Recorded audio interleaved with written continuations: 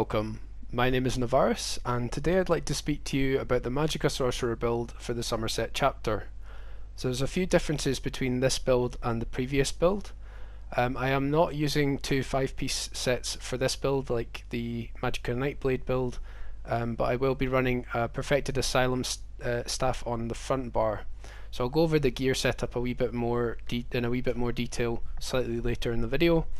And I will release another build video for Magicka Sorcerer after the Magicka Templar build video. I'm going to be away next week, so it will be the week after next I should start making some more build videos. I'd also like to just quickly mention I'm using the Thief Mundus at the moment instead of the Apprentice Mundus. I've noticed quite a lot of YouTubers are using the Thief Mundus stone, and I've personally noticed a slight DPS increase using this Mundus stone.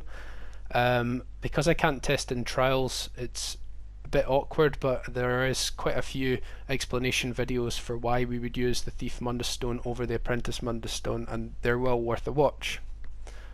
I'm using Clockwork Citrus Filet. It's essentially Witchmothers Potent Brew with a slight increase to Magicka recovery and health recovery. So if you can afford to get Clockwork Citrus Filet, go for that. If not, go for Witchmothers Potent Brew. I wouldn't advise going max health, max Magicka, just purely on the sustain problem with the Magicka Sorcerer. Most of the skills are still quite expensive, so it's a lot easier to run a high Magicka recovery. So I'm going to go over a few different things in this video. The first thing will be the DPS Parses. Then I'll go over the setup, so the gear setup, the skill points, champion points, and then finally the rotation.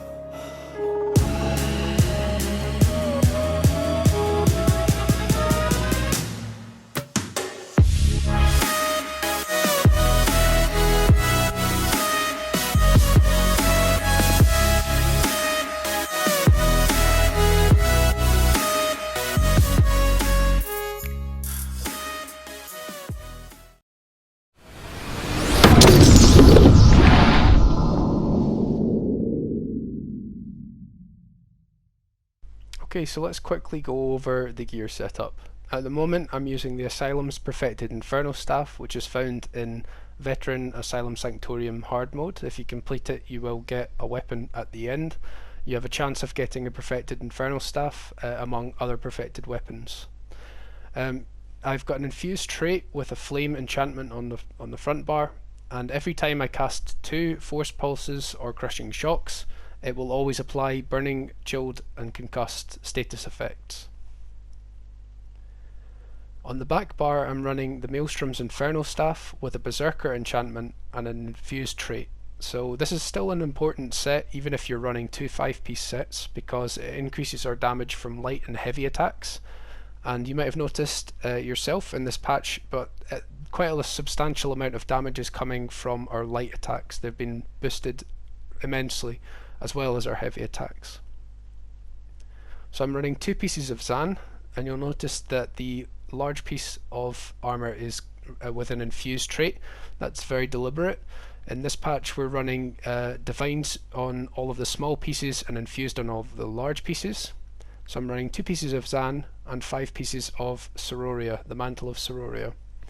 This is quite an impressive set because if you stay within the circle, which is quite clear to see. I'll just see if I can proc it for you. So if you stay within this circle, you'll be able to maintain the buff and actually stack up the buff. If you move out of the circle, you'll still have the buff for a few seconds, and if you go back inside, you'll recharge the buff. And it can stack up, so you can essentially get 600 spell damage. It stacks 30 spell damage each time, up to 20 stacks. I'm running 3 pieces of willpower. This previously would have been 3 pieces of Moondancer, but obviously I don't need the Minor Slayer anymore, so it's better to have more max resources and more spell damage. I have spell damage glyphs on all of the jewelry pieces, and max magicka on all of the gear pieces.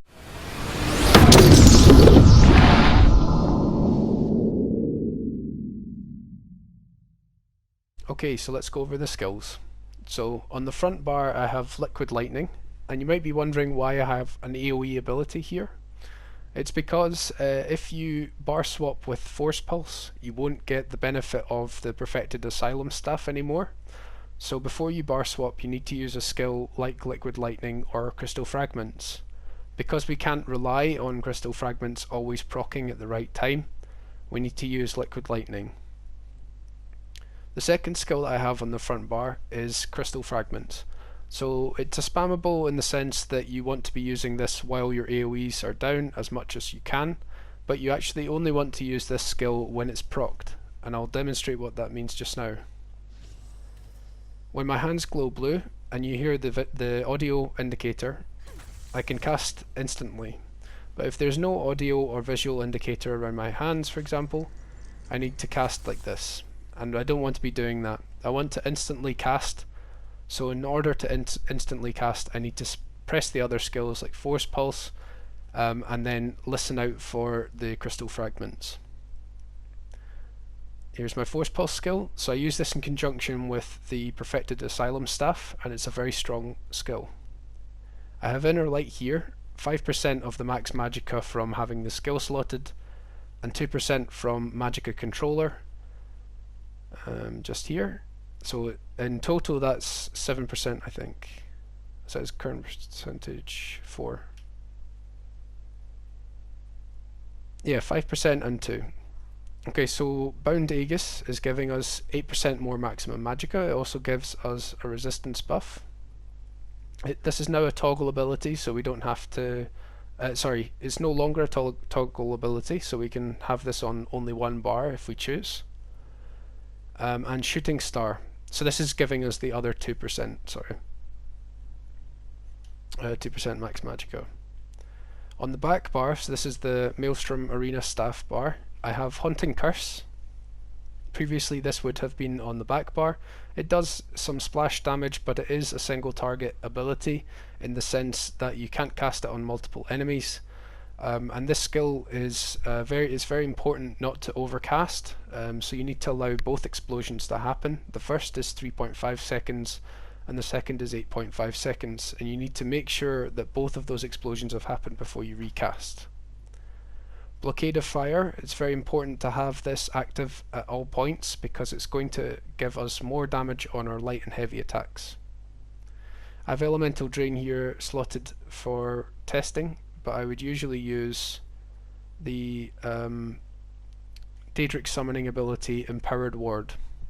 This gives us a bit more Magicka recovery while also giving us quite a large shield, about 16k shield.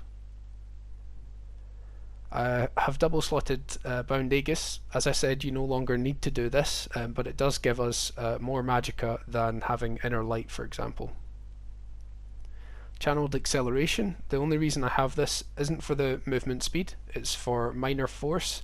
So Minor Force basically gives us 10% more critical damage for 36 seconds. Most of the 3 mil parses will exceed about be about 1 minute to 1 minute 20 seconds, and you want to have this active the whole time. So in order to keep it active, you only need to cast it twice for a test. I have Greater Storm Atronach here. This is a very important skill in Trials, especially because other DPS can actually synergize it.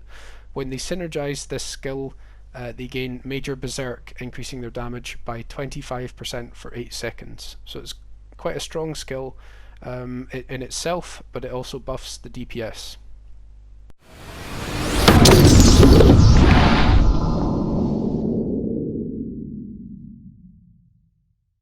Okay, now I'm going to quickly go over the champion points. I have 56 points into Elfborn, 56 points into Elemental Expert, and 26 points into Spell Erosion. I have 13 points into Staff Expert, 51 points into Master at Arms, and 48 points into Thaumaturge. So unlike the previous build, I don't have 75 points into Thaumaturge anymore. This is the rest of the CP, however it does vary from trial to trial, so you might find that this CP isn't useful for you. You should really work to find the best option for yourself.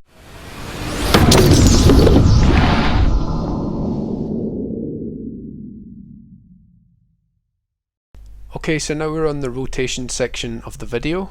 The rotation for the Magicka Sorcerer is relatively simple, but I have put the full rotation up here for you, so if you take a screenshot or make a note, you can use it later.